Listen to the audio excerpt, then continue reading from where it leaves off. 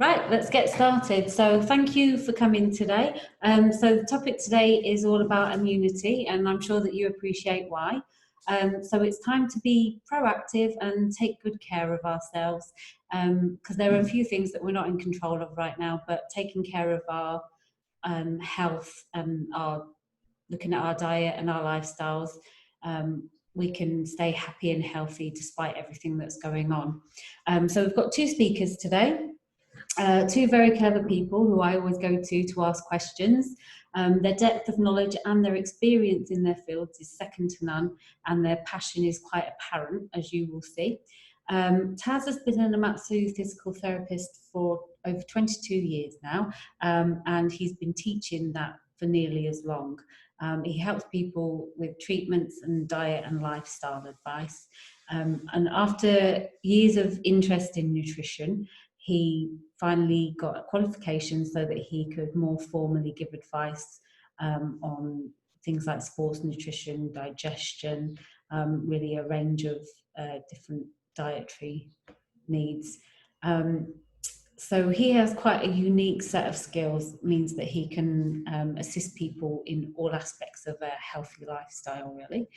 Wendy has many strings to her bow also, including teaching yoga, sound therapy. She does gong baths. She's very interested in crystals, a lot of knowledge with crystals. She also does Buddhist mindfulness and meditation and aromatherapy. Wendy has also been practicing for a very long time, over 25 years. And again, as I say, her depth of knowledge is very much grounded in science and is phenomenal, as you'll see. Wendy will be talking today about deep breathing and aromatherapy and the practical ways in which it can benefit us in everyday life. So we'll pass you over now to Taz, and he can get started on telling you about different diet and lifestyle things that will help with your immunity.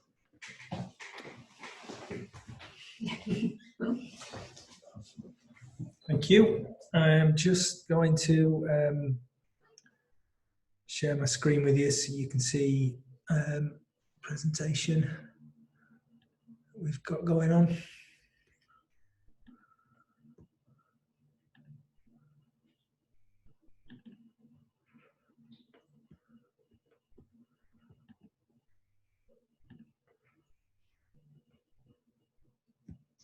Right. So, as Joe said, purpose of this is to talk about your immune system, how to support it through the lifestyle. So, hopefully you can all see my screen here. So the immune system is a very complex system that works all the way through our body. There's two sides to the immune system. There's the innate system and there's the adaptive system. And these two systems work together in order to keep us well, to protect us from essentially foreign invaders coming into our bodies and making us ill. So as you can see on the slide there, the two systems work together, but they are almost two separate systems in the way that they work. So the innate system is a bit like a broad stroke system. It's the first line of defense in the body. So when anything comes into our bodies that potentially can do us harm, it's the innate system that acts first. This includes things like our skin and the mechanisms that are on our skin in order to keep us safe. So our skin is slightly acidic, which helps to kill off things in the first instance. We also have oil that comes through our skin, which can act like a barrier to prevent things adhering to the skin. We have things like epithelial cells, which are cells throughout the body that, for example, in your nose, you've got hairs in your nose that act as a barrier to prevent things getting into the body. In the digestive system, there are things such as tight junctions, which again act as a barrier.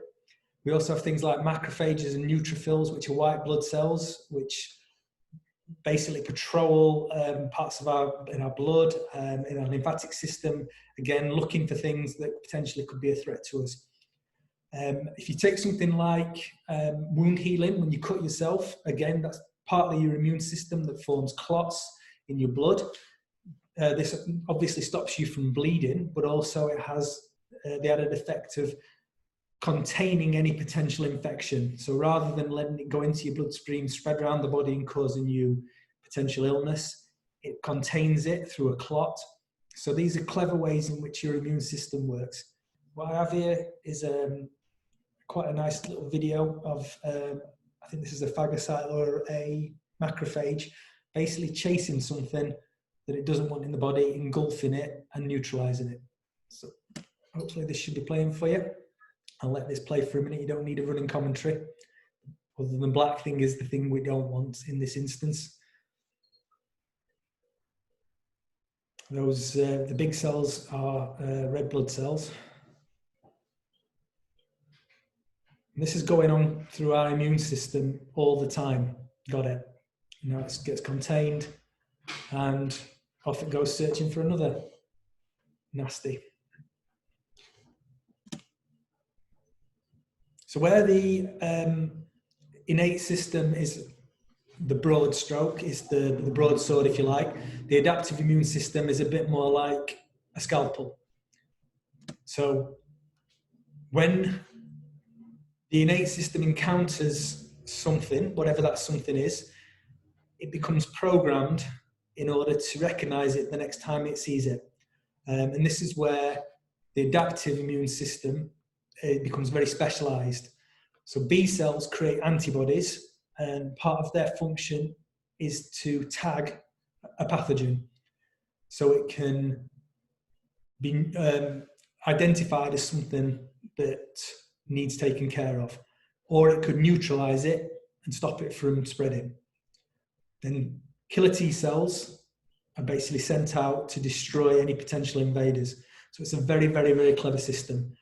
It's evolved to be very specific, and this is something we're probably hearing a lot about at the moment, about exposure to pathogens, viruses, whatever you want to call them, and developing this immune system in order to protect us. So this is sort of what they look like. They work by basically chemical warfare. So the T cells release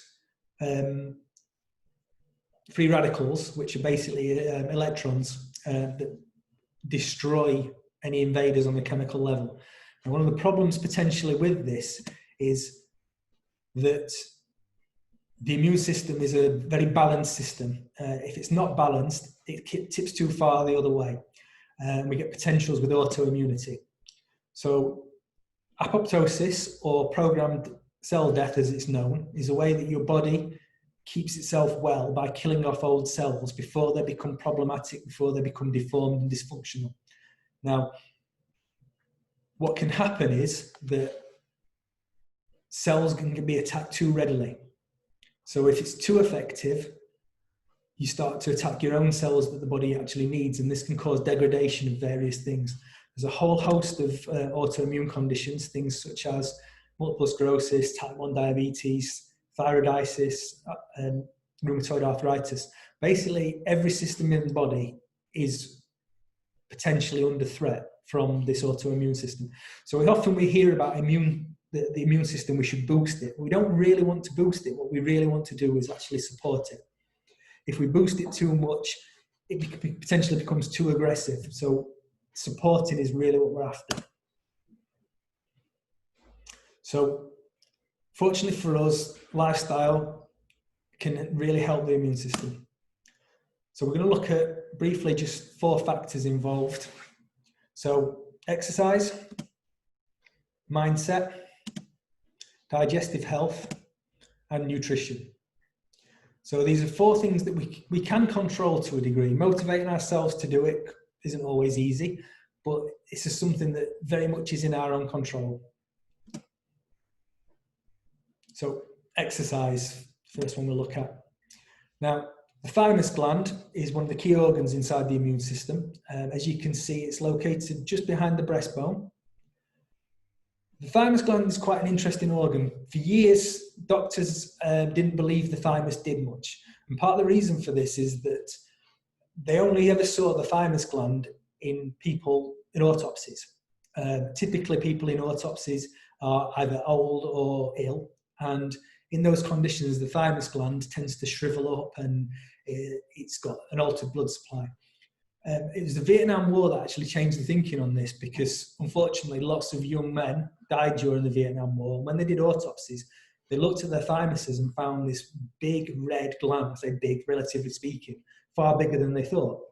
So when we're young and healthy, our thymus is actually quite different to as we age. And keeping the thymus healthy is one of the things that's key to the immune system.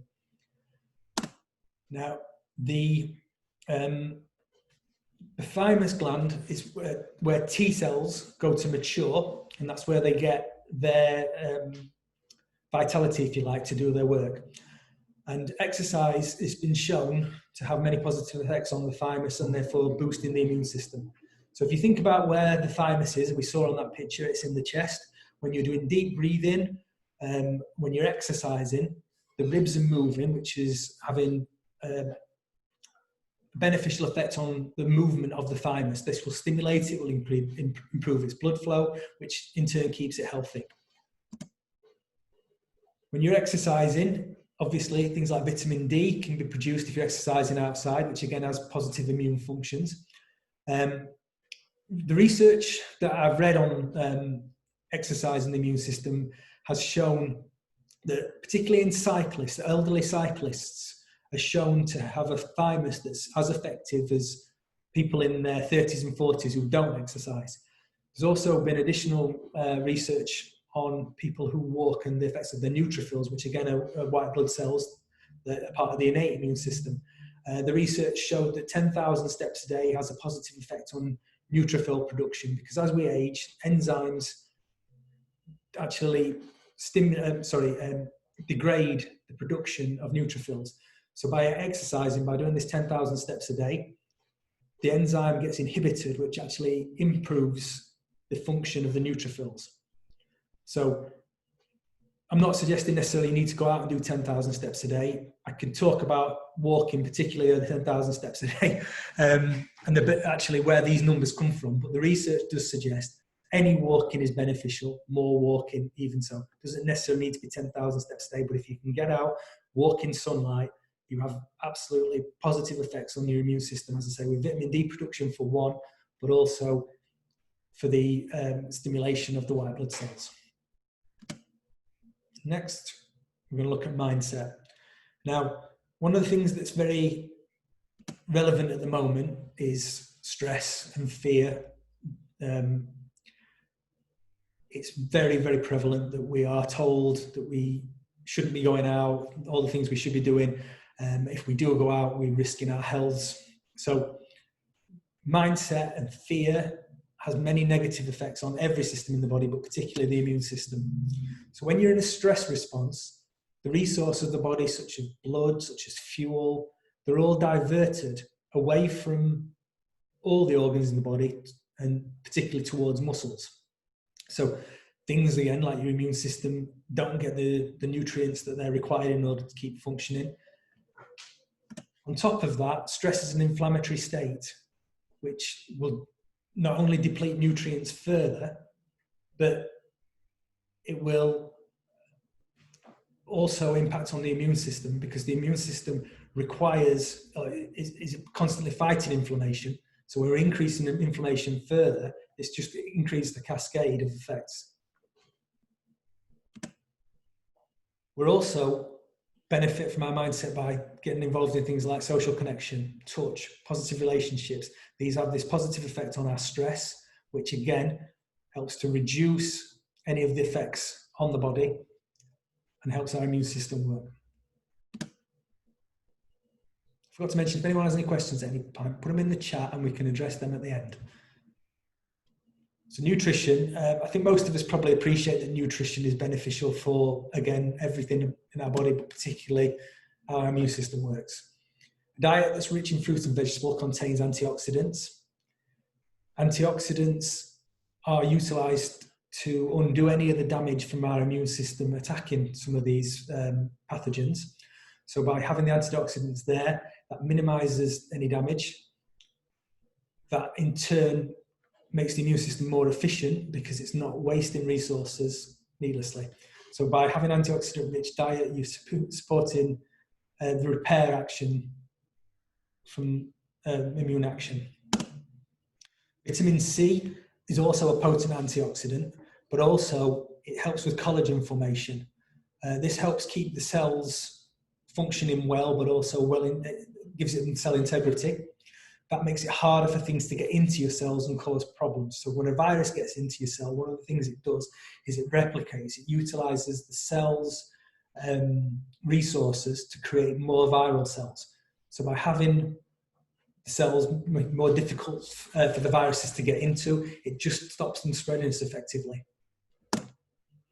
Zinc, which you can get from your diet from things like meat and shellfish, nuts and seeds, and also legumes, is essential for immune production. So all of the white blood cells require zinc in order to be formed. So a zinc deficient diet means fewer white blood cells, means less things fighting pathogens. Vitamin D, as I've mentioned, we tend to produce it best from sunlight, but also you can get it from oily fish, egg yolk, and mushrooms. What vitamin D does, it helps the white blood cells to recognize what it's looking for. So if you're deficient in vitamin D, that can actually increase autoimmunity. It can also stop the T cells recognizing the cells that they're wanting to attack. So vitamin D, another great thing to support your immune system.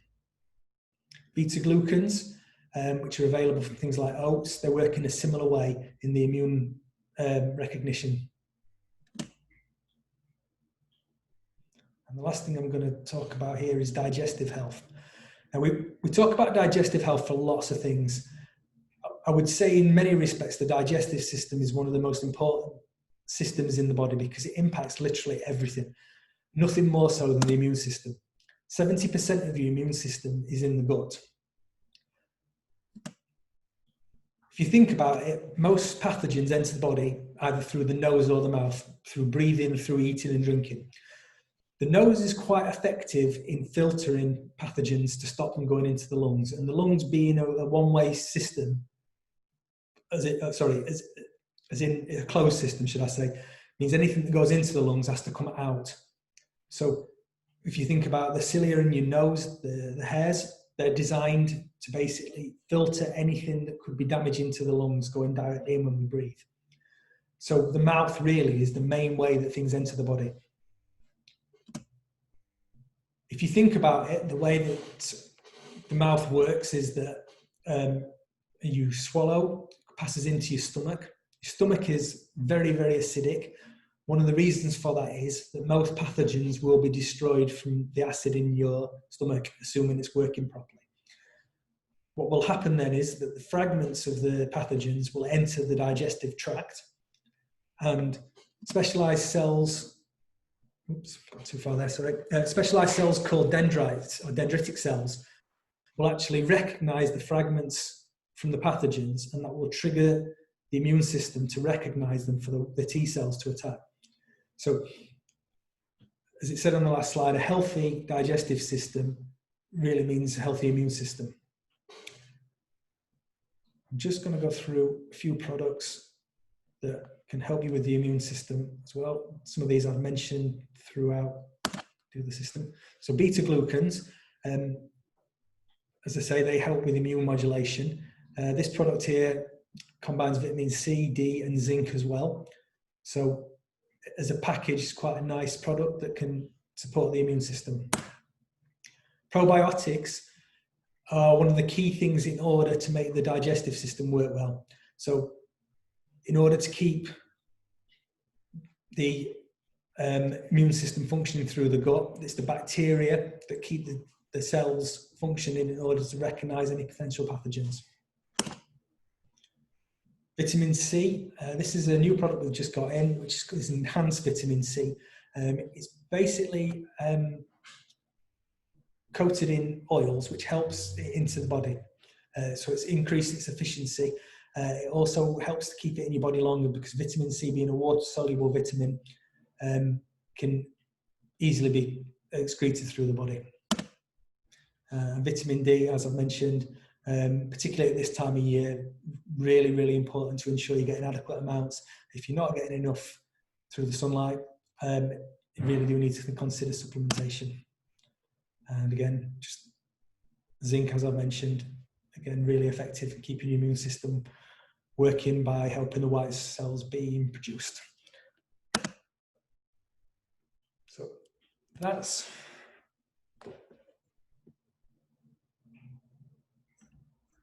sorry.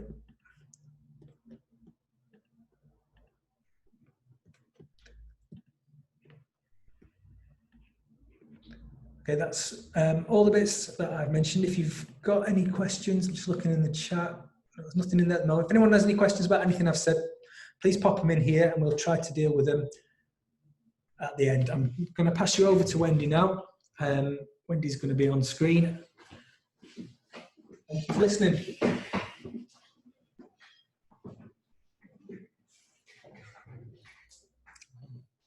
So, hello.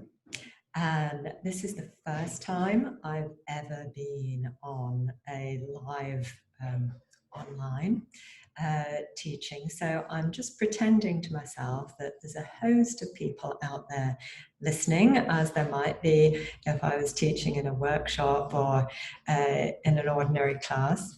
And I'm going to talk about aromatherapy. I've got a whole table of products. If I look this way, I'm looking at a whole table of products that are here for sale in the shop in Bawtry.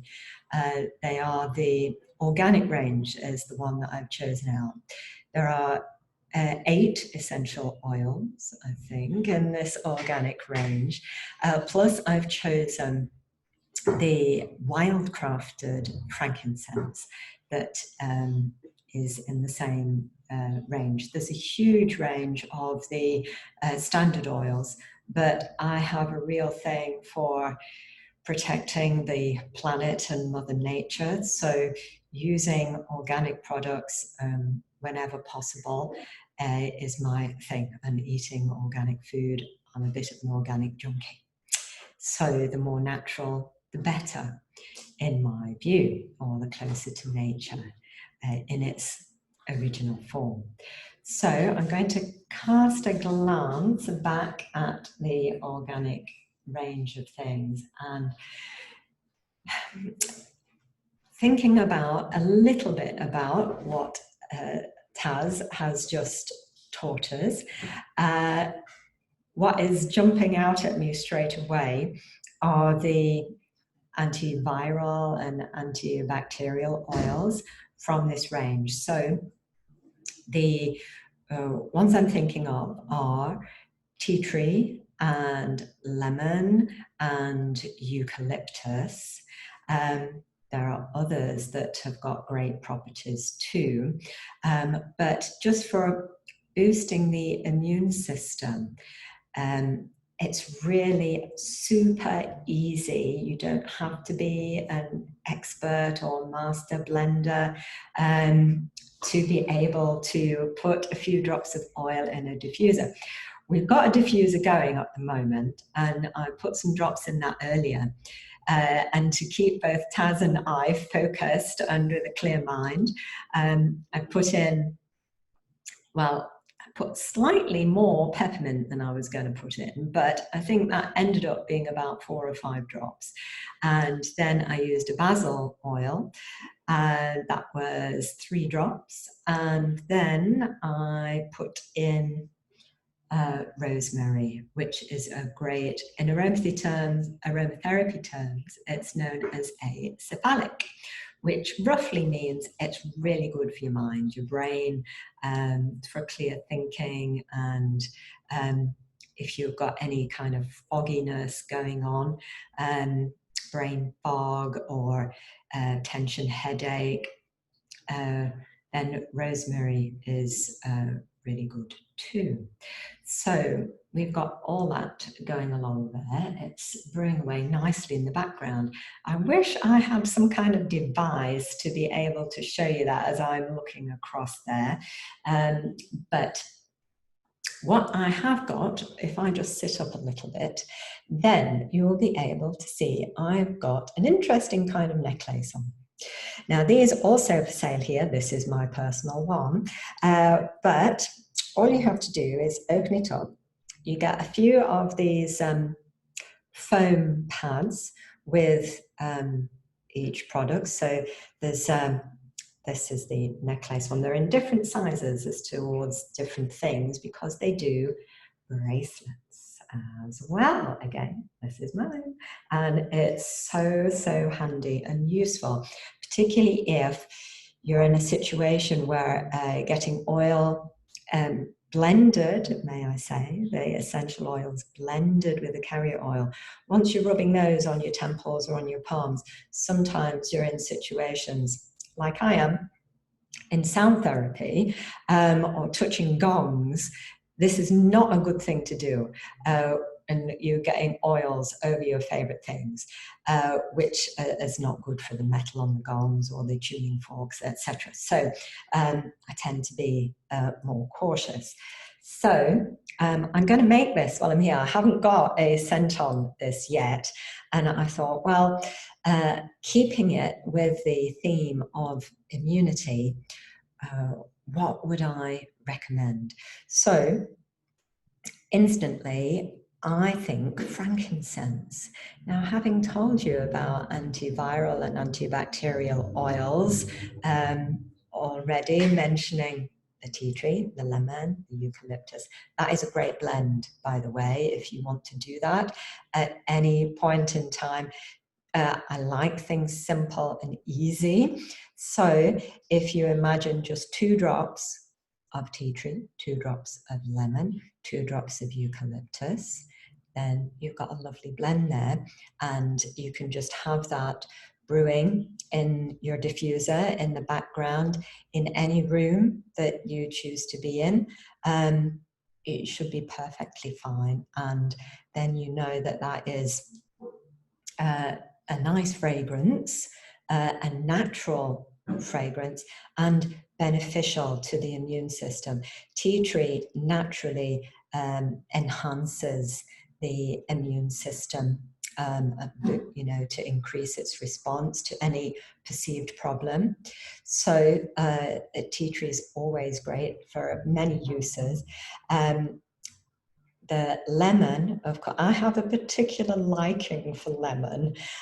So there is lemongrass also in the range. Now, if you wanted to put lemon, a couple of drops, and lemongrass, a couple of drops, then again, if you're a real lover of that lemony fragrance, then add that in as well. Win, win, win. And the lemongrass is slightly more calming, so it's got a more sedative edge. So lemon on its own can be quite a stimulating oil. So if you don't want to be too overly stimulated, too clear in the mind, and if it's winding down time, evening time, you can tell I tell my children that. This is winding down time now. We're turning the TV off, no screens, no electronics. We're just enjoying a more peaceful time.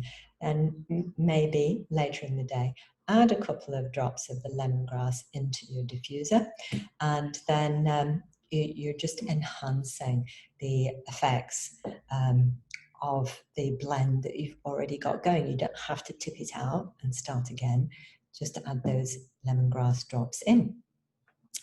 So back to my little gadget here. So frankincense is the first one I'm going to put on this, and this is for a very, very important reason that I am going to explain next, and it is about staying alive And associated strongly with staying alive is breathing. So we need to breathe, and we need to breathe well. And I am Mrs. Technophobe. If you've heard something go ding, some messages come up on the computer. I don't know what to do about that. I'll just carry on talking about frankincense. So I'm going to dip over here and get the frankincense first of all. And here it is. Ta-da! So I'm going to put a couple of drops onto this. Let's see if we can concentrate and get it dripping out. I said, not as if it was going to work instantly. Sometimes these bottles take a couple of drops to come out. So that's for 2 drops of the frankincense. I'll just leave this back over there. Then frankincense is absolutely fabulous for the skin, for one thing, but for helping the body to naturally adapt to a more soothed state. So this is the parasympathetic nervous system. This is not the one that we're using for flight or fight, and the one that is triggered by stress and anxiety and fear and confusion and distress in the mind of many sorts. So, as you can no doubt imagine for yourself and for people you know, that stress state is so prevalent at the moment, so very common, so very destructive. We need to help ourselves get back into this parasympathetic system where the body can heal itself and function harmoniously, and its immune system can do what it has been created by nature to do, which is perfectly function and enhance our lives instead of being triggered into inflammatory states by negative emotions and fear and anger and all manner of unpleasantness. So the frankincense is a lovely way of just helping your body breathe deeply. So if you can imagine that, breathing deeply and fully is the opposite of what we do when we're stressed. So, I know this is from years of teaching yoga as well, people habitually come, I'm going to do it, so they habitually come with tight shoulder muscles and feeling sort of really, there's just tension, almost exuding from every pore is tension, some kind of stress at work, stress at home, stress in between in the transport system or in the car or the road rage or anything else. So it's a horrendously stressed state. And normally we get, I'm going to turn sideways, I don't know if you can see, you kind of get this sort of hunching up. And then sometimes if you do a lot of driving, you get this kind of like, then you're just totally impinged on the back of your neck and the spine there. This is not a good thing for our well-being. So to readjust your posture a little bit, just to actively help yourself to sit up just a little bit, to make sure your shoulders are not up around your ears, and then your chest is more open. What sits here in the chest, as well as our thymus gland, give it a bit of a tap, get it going, is the lungs, so the breathing parts of the body. And of course they come down through the rib cage, front and back. Remember to breathe front and back, and allowing the tummy, the abdomen, to move with the breath. And when we do that as well, we're helping our digestive health, because the tummy is moving. We're not sucking it in and cramming it into clothes that are too tight, or you know, we think we look good this way with a really cinched in waist. Really, I will encourage you to let it all hang out and just relax that tummy so that you can breathe freely.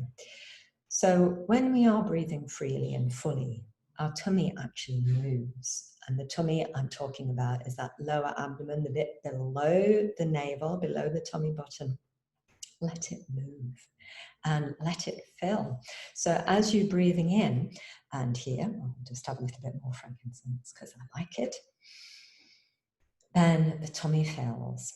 And then when you're breathing out, you'll notice that the tummy flattens out just a little bit. Even when you're sitting up, you can still get this effect. It's even better if you lie down. This could be a cue to lie down. If some of you can do this, then you can just put your hands on your tummy, and as you're lying down, then you feel your tummy raise, you know, your tummy lifts to your hands. And as you breathe out, then the tummy flattens down towards the spine, towards the back of the body. And then that just helps you to know that you are breathing as nature intended. So some people suffer from what I call backwards breathing. So they pull their tummy in as if they're trying to get into a pair of really tight jeans as they're breathing in, and then breathing out, they somehow force their tummy out. Okay, so this is the backwards breathing. This is not good. We want to breathe in and get the air in as if your tummy is a balloon. You're breathing the air in and it's expanding, and breathing out like the air going out of the balloon, it flattens down. So when we're adding aromatherapy oils to this, then we're breathing in all of the therapeutic benefits of the oil. We're taking that in. Ideally, again, we're breathing through the nose with aromatherapy because of the aroma that we hopefully enjoy and helps us to have our happy feeling, our happy place. Frankincense is one of my favorites. So that deep breathing is being encouraged. So adding in, I'm thinking I should get on and add some more oils to this now. Citrus flavors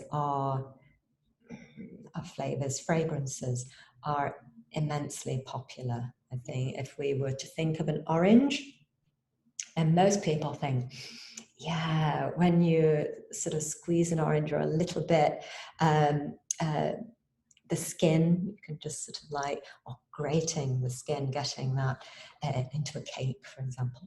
Another one of my favorite things, lemon drizzle or orange cakes, fabulous. I'm going to get it now, the orange oil.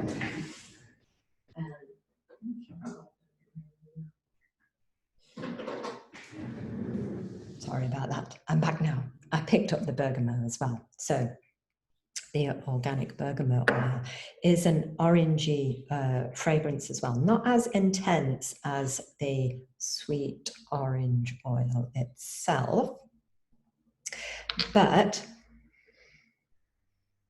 I really love the orange oil. So we're getting the orange oil on here. Again, another couple of drops. And the orange is a real mood booster. So if you know that you're feeling a bit down in the dumps, or again, dare I say the stress word again, then you just, get the orange oil out. Again, I'm doing it on this little gadget to put in the necklace. So again, this can travel around with me for the rest of the day, easy peasy. But if you're at home, just use your diffuser. Looking over to the diffuser then as I'm pointing to it. Again, just a couple of drops of frankincense, a couple of drops of orange. And if it is a more, a deeper kind of not just feeling like, oh, you're having a bit of a bad day. If it's a more deeper, longer standing issue, then the bergamot, she says, picking up the wrong bottle, the bergamot is really helpful for any kind of state of depression. And by depression, I don't mean you don't have to be diagnosed with depression or any kind of mental problem. It's just really good to keep that uplift in your spirits. So again, we can add that in. It doesn't matter. Bergamot is one of the ones that you have to be careful of putting directly on the skin and going into sunlight, unless it is the special sort that this one is. And you'll see on the label, hopefully, I don't know if that's close enough for you to see, but it says in brackets, capitalized, FCF. Brackets. So that means that it has been distilled particularly so that you can go out into sunlight in it. So if you need your vitamin D, as we all do, and particularly also useful for many immune deficiencies, so we need that vitamin D, we're enhancing that by using the bergamot and getting out in the sunlight. So we're improving the mood.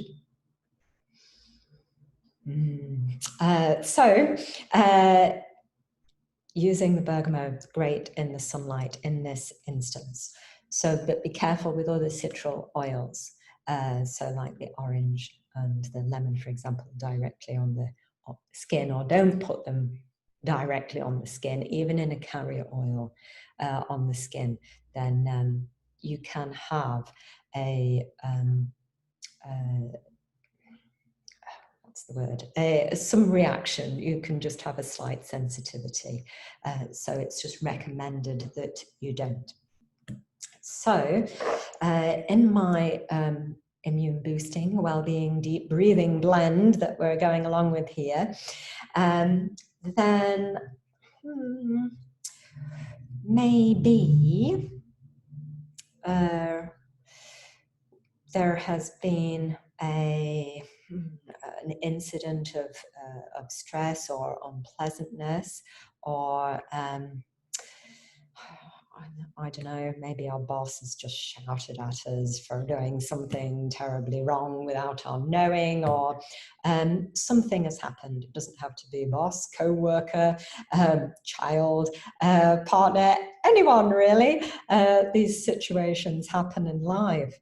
And a really great thing for dispersing that stressed energy that sometimes we tend to carry with us after there's been an emotional scene of sorts, however mild or severe we might feel that it has been. In order for us to not carry that round with us for the rest of the day, or to disperse it, then eucalyptus is the oil to assist us with that.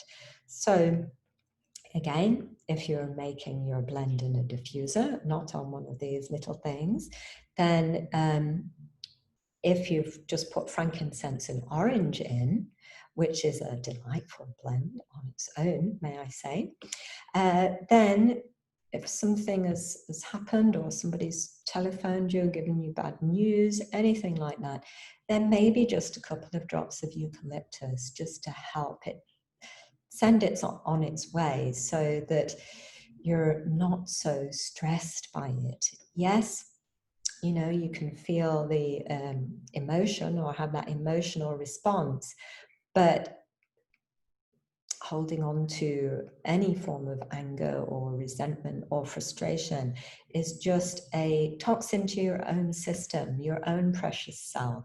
So working very strongly to move along those states of negative emotions. Yes, they need dealing with, but we don't have to associate, identify with them so strongly. Let them move along. So eucalyptus is great for that. I'm just going to check the time, which is there on the computer. So I'm thinking I'm chattering along a great deal, and what I wanted to do was just share with you briefly a simple breathing technique. So let's say you've got whichever blend that you want to work with, and if you think, yeah, you're happy with that, I'm happy with that, then before you put it on, for example, to take it with you the rest of the day, you could just hold on to this. And then what I'm going to encourage you to do is just sort of hold it in your hands thusly, and then we can breathe it in. And enjoy it. And then just let go those shoulders, let go that stress. Breathe in the peace, benefits to the immune system. And breathing out, we can just let go of the stress, let go of what doesn't serve us, and breathe in the peace. Breathe out and release all those things that need releasing. There's often quite a lot. So very, hopefully clearly, I did that. You get a release through the body as well. So it's breathing in. And a letting go. Now, as you breathe in, if you want to try a little yogic breathing technique, then imagine, and this is how I teach children yoga, imagine you're a little bunny rabbit, or hopefully you all like bunny rabbits, fluffy bunnies. Most people like bunny rabbits. So you breathe in like a little bunny who's sniffing the air. So you breathe in, pause, breathe in, pause, breathe in. So you're like a little bunny rabbit sniffing the air 3 times, little pause in between. And then breathe out. Again, you could breathe out through the mouth if you wanted, but with this one, if you can, breathe in through the nose 3 times as you're going in. Pause, pause,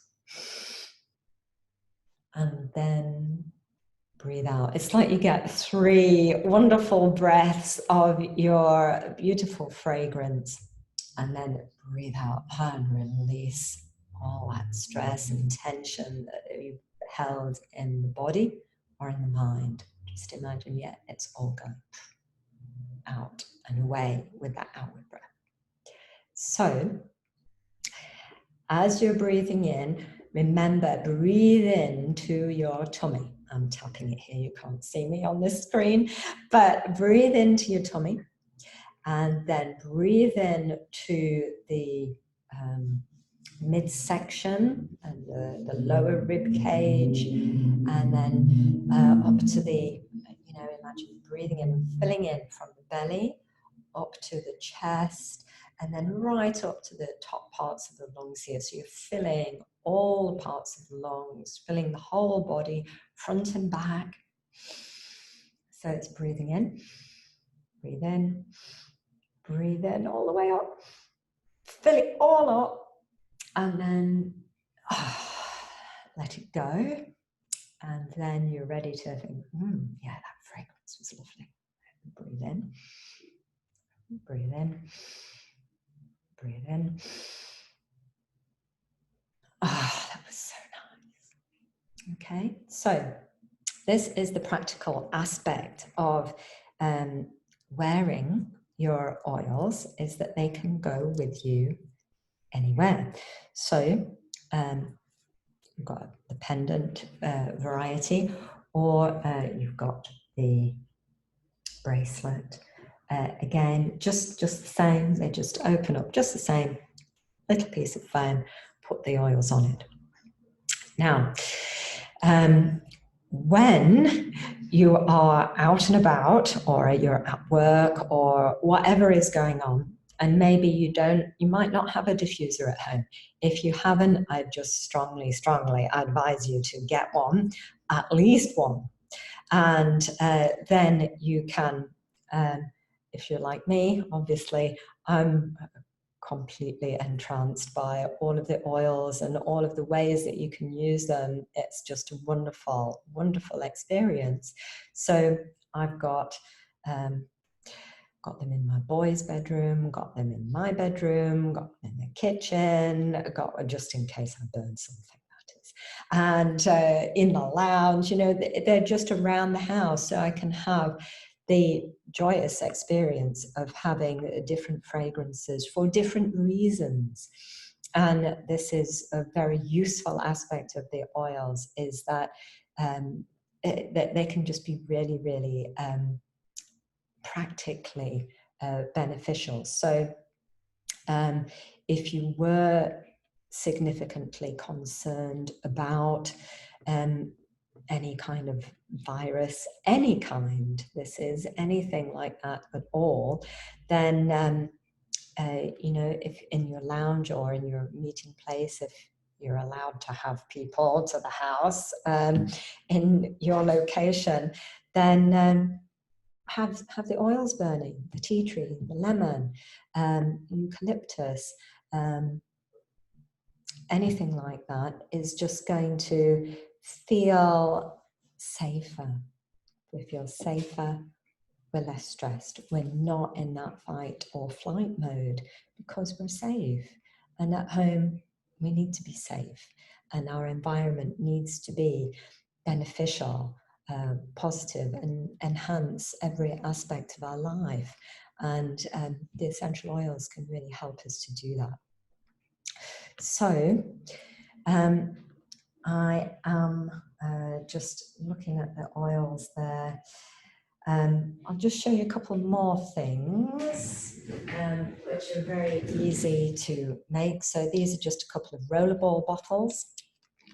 You can get blue and brown, different coloured ones that can protect the oils from degenerating in sunlight. The clear bottles, I haven't brought an oil, which some of my oils come out the most beautiful blues and greens and oranges, but typically I brought clear oil in a clear bottle. But these roller balls with a stainless steel ball, then again, you can put these on pulse points. So this is wrist, temples, and you can do palm centers. So if you're wanting to breathe that in, then rubbing it together, and again, just breathe that in. So that one is actually a pure ylang-ylang. So that is very useful for any kind of angry kind of feeling in the mind or in the body, wherever we might feel that lurking. Then using that, again, just breathing in, breathing out, or that in, pause, pause, and release.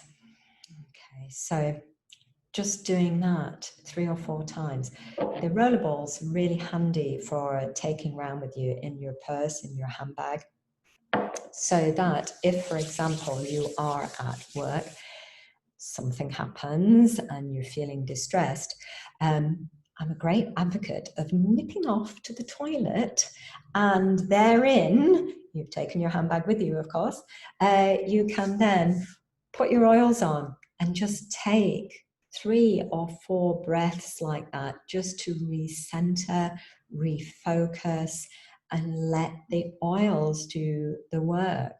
So doing the breathing and having the knowledge that that oil has got very, very many benefits that we're taking in directly. It's coming into the body, obviously putting it into the skin, then we're having a direct effect that way, but breathing it in directly into the lungs. What happens to the air in the lungs? It gets transported around the body. So, fabulous. It can help us in every which way, basically.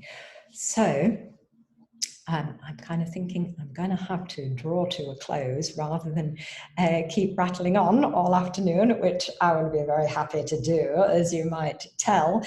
But if you have any questions, anything afterwards, then hopefully we can answer some questions or deal with those afterwards if people are doing catch up via the YouTube link later on. But hopefully we'll be able to deal with them. So I feel I might have stopped slightly mid-flow, but we may be doing this again sometime soon, or at least in the future we might get back to doing real life workshops, which I would be very happy to guide you through some more ideas for how the oils can help you. So I'm going to hand back to Taz. I think I shall exit stage this way and let Taz come back in there. I'm just going to read through some of the questions on there, see if there's anything we can answer before we go.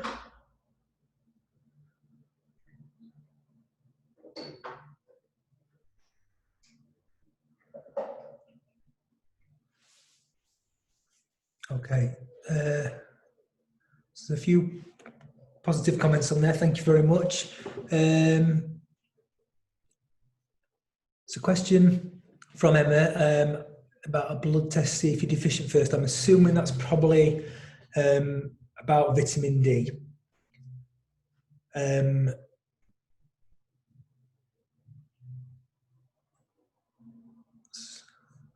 If that's the case, it's one of those ones, if you take a blood test with vitamin D, they may not do it symptom-wise unless it's pointing towards a deficiency. There is a lot of research suggesting that people should supplement in the winter with vitamin D because in the Northern Hemisphere we just don't get as much sunlight from sort of October to March.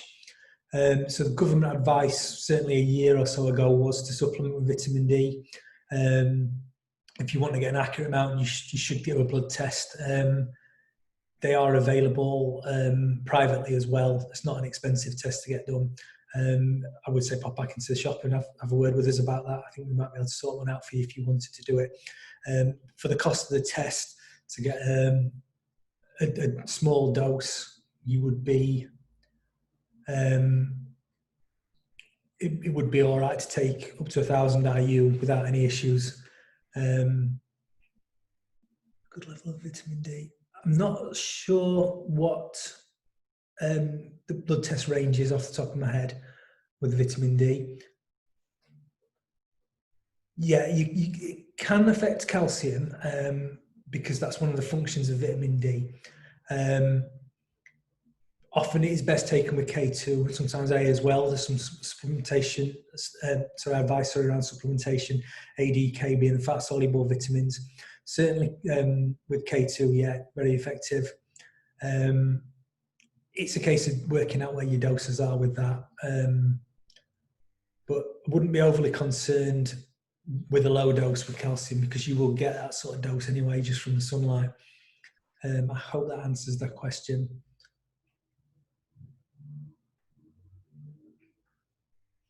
And if there's no other questions at the moment, and feel free to drop us a line on Messenger or email, or even give us a call if there's anything else we can help with. Thank you all very much for joining us today. Take care. Bye.